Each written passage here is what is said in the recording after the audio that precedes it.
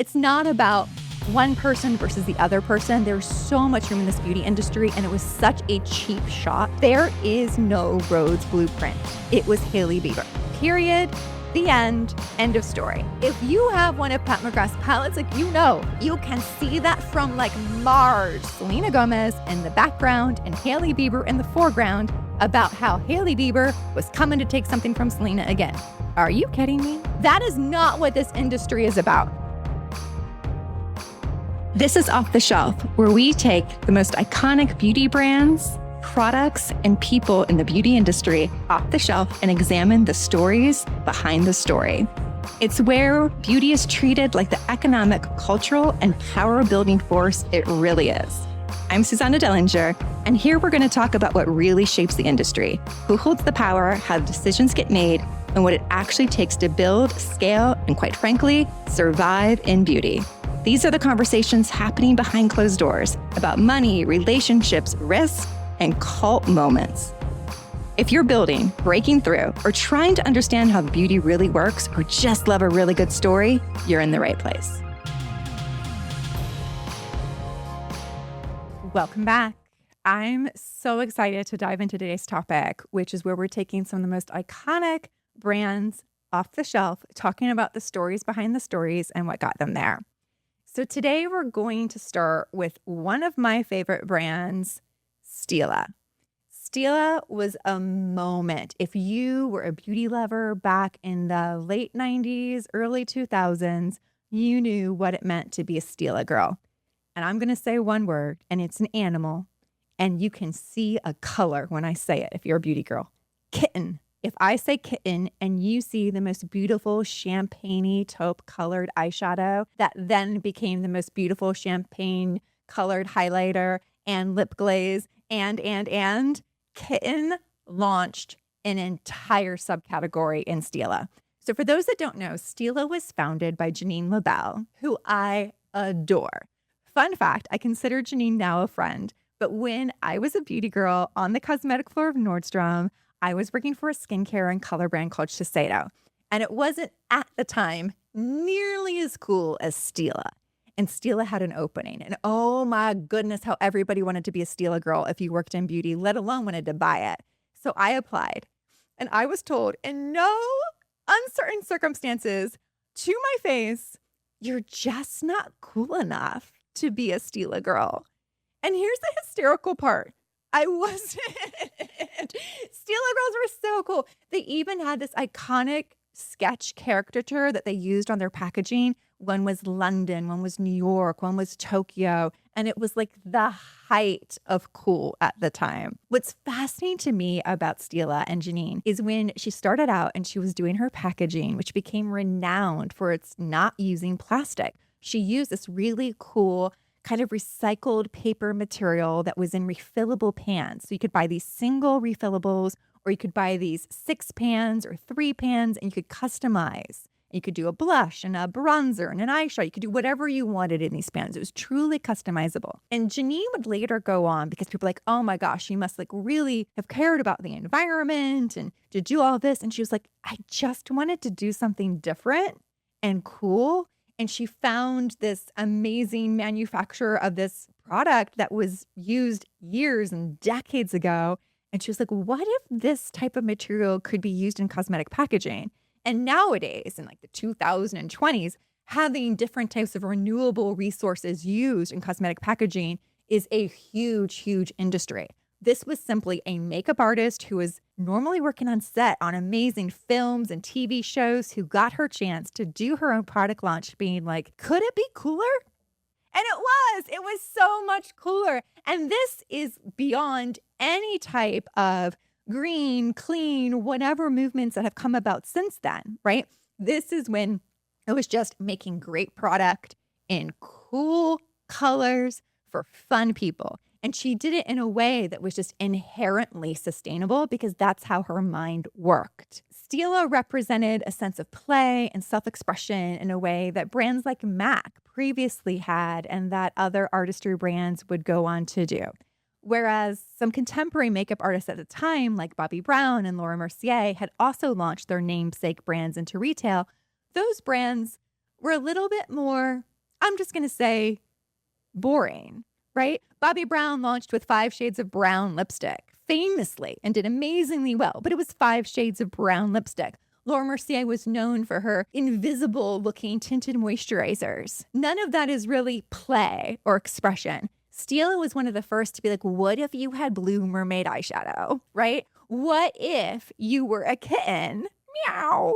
That was such a fun moment. Stila would then go on to exit to Estee Lauder. Janine herself has been on podcasts talking about the story of the choice that she made in the last minute to sell to Lauder. And she now is back with a second brand called Neen, which is like Stila 2.0 from the sense of play. She has subscription cards with Neen where you can literally subscribe and you get a card that has different colors and they have that little seal over it.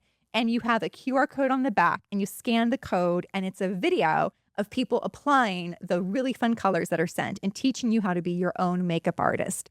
Clearly, Janine LaBelle has always been about artistry, self-exploration, self-expression, and play, and is one of my favorite brands to take off the shelf and talk about. Next, we're going to talk about Pat McGrath. Pat McGrath has been in the news recently. At the time that we're filming it, they had stunned the world because they had announced previously that Pat McGrath's namesake brand was going up for auction. The company was distressed and they were going to go to a public auction. Like you and I could pull together our piggy bank and go buy literal Dom Pat McGrath. She is a Dom, okay? You can go buy literal Pat McGrath's brand for X amount of money at an auction. That is wild that this brand had been so financially distressed despite its amazing artistry and heritage. To put it in perspective, Pat McGrath is such a revered makeup artist that she was tapped to be the creative director of no less than Louis Vuitton's namesake brand.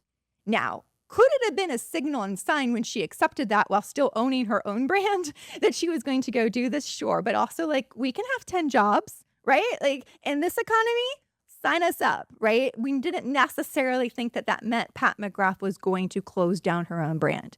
Now, 24 hours before Pat McGrath went up for public auction, the company pulled it back from auction and announced it was filing for Chapter 11 instead.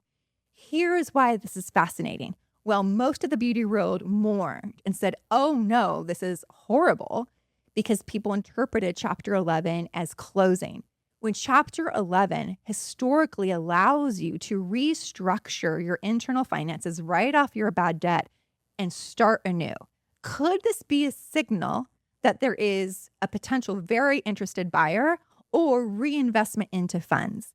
Pat McGrath's story of her own brand feels almost similar to what happened with Ami Kolé. Ami Kolé was a beautiful, beautiful African-American artistry-led brand. It had a ton of investment. And the founder of it has come out publicly and talked about what happened, that at Ami Kolé, it was right after the George Floyd horrible murder, that suddenly there was this sense from PE and investors, we want to show up and invest in Black founded brands. And that sounds amazing and wonderful. But as she went on to tell her story, it became almost a performative investment, that when push came to shove and that there was a need to really look at a reallocament and a second round of investment, the attitude was kind of changed and she was taken by surprise at how little funds she actually had to work with.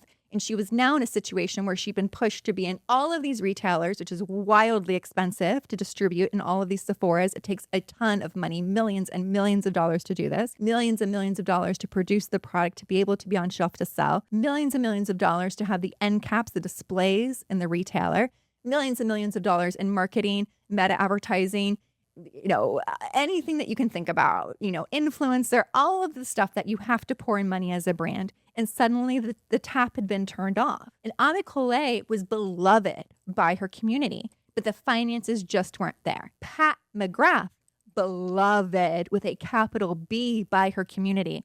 And the pigment, the quality, like, ooh, if you have one of Pat McGrath's palettes, like, you can see that from like Mars, that highlight, okay? This is just gorgeous artistry level. This is what she was using backstage. She's setting down these iconic looks on runway after runway at couture shows.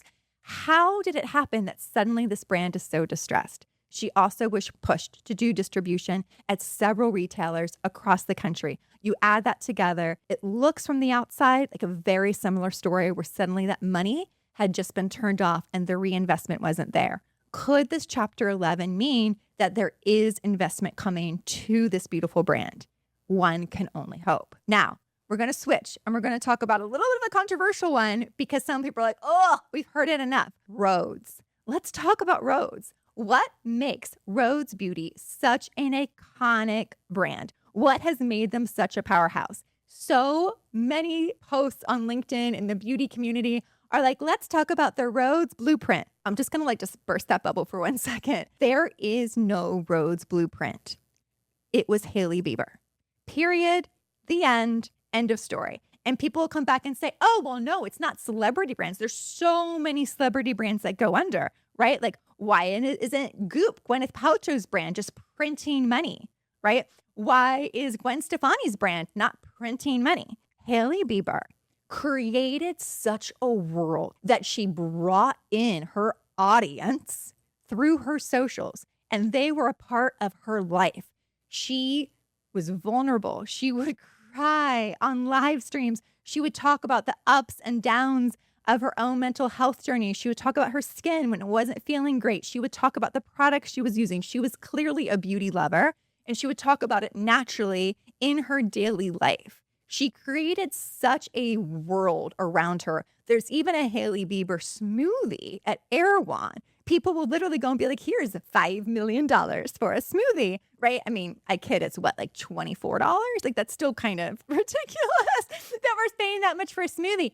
But people loved how she looks. She's one of the most gorgeous, arguably, young women out there. Whether or not we like her, we don't like her, would we like to look like her? She's gorgeous, and she knew what she was talking about in beauty. And so when she launched her own products, people already saw her as an expert. And then add to it that you feel like you're supporting your friend, because people have parasocial relationships with influencers, especially at the level of what Hailey Bieber is. That they feel, if I buy this product, I'm supporting my girl. And I'm also getting a little dose of her in my daily life, right? This whole glazing milk or this, lip balm or that. It feels like you're part of something that she built. It's very hard to replicate that unless you have spent the time, the years Hailey Bieber has been building community on social in every aspect for over 15 years. She publicly gets dragged for having taken Selena Gomez's boyfriend. Still, after having been married and children, like, she opened herself up to that. Willingly or not willingly, she lived it publicly out there. And so is it, oh my gosh, she has the best products? Yeah, she actually does have extraordinary products. She's very smart. She partnered with one of the best cosmetic chemists out there, Ron Robinson. If you know beauty, you know. Also, Ron Robinson is the founder of Beauty Stat, is respected in the industry for skincare. He is a legend. She then got purchased by e.l.f., right?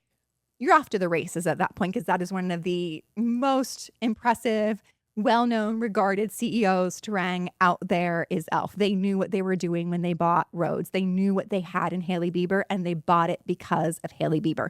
There is no blueprint. We probably will not see it again in quite some time.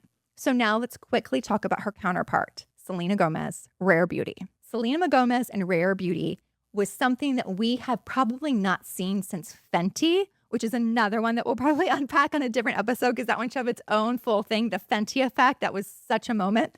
Selena Gomez's Rare Beauty was when we saw a celebrity not just put her name on a brand. She was involved in almost every single formulation. She is also somebody who has lived in the public eye since she was on the Disney Channel, right? She's been doing this since she was almost 10 years old, openly. Again, life centered around a boy by the media, right? To the point that when Rhodes launched in Sephora, Puck, a well-known retail news outlet, ran the very unfortunate title on social called Roadkill, spelled R-H-O-D-E, with a picture of Selena Gomez in the background and Hailey Bieber in the foreground, about how Hailey Bieber was coming to take something from Selena again. Are you kidding me? That is not what this industry is about. I wished when I read that with every fiber of my being that the absolute impossible would happen, which is that Selena's people and Hailey's people would say, we have the opportunity to absolutely break something in this industry that needs to be broken and do a collab launch together. If they had done that or do that, like, please, if you guys are listening, like, oh my gosh, that would be amazing. It's not about one person versus the other person. There's so much room in this beauty industry, and it was such a cheap shot. But again, it shows you how open these types of founders are to living their life in the public eye, that you feel, again, that you're supporting a friend. Also, Rare Beauty, again, had one of the best cosmetic formulators behind them. You cannot tell me that you've never heard of Rare Beauty Blush. If you haven't, you're listening to the wrong podcast. Like, I don't know what else to tell you, right? If you don't know what happy means in sense of a blush, probably this episode is not the right podcast. It was one of the most iconic launches out there. To this day, Rare Beauty remains one of the most impactful beauty brands out there. And what's amazing about Selena Gomez's journey is that she's also been so transparent with her own mental health struggles, to the point that when she launched her brand, she committed over $100 million to be donated to mental health resources. We all know that she participates in World Mental Health Day, but over $100 million of her own money from Rare Beauty goes back to supporting mental health. And that is the power of beauty. That is how beauty continues to be a source of good. And those are just a few of the stories behind some of the hottest brands on retail today. These conversations matter because who gets to speak shapes who gets to win. If this episode challenged how you see beauty, business, or the power behind the industry, share it with someone who needs to hear it. To connect or explore more, check the show notes. I'm Susannah Dellinger, and this has been Off the Shelf.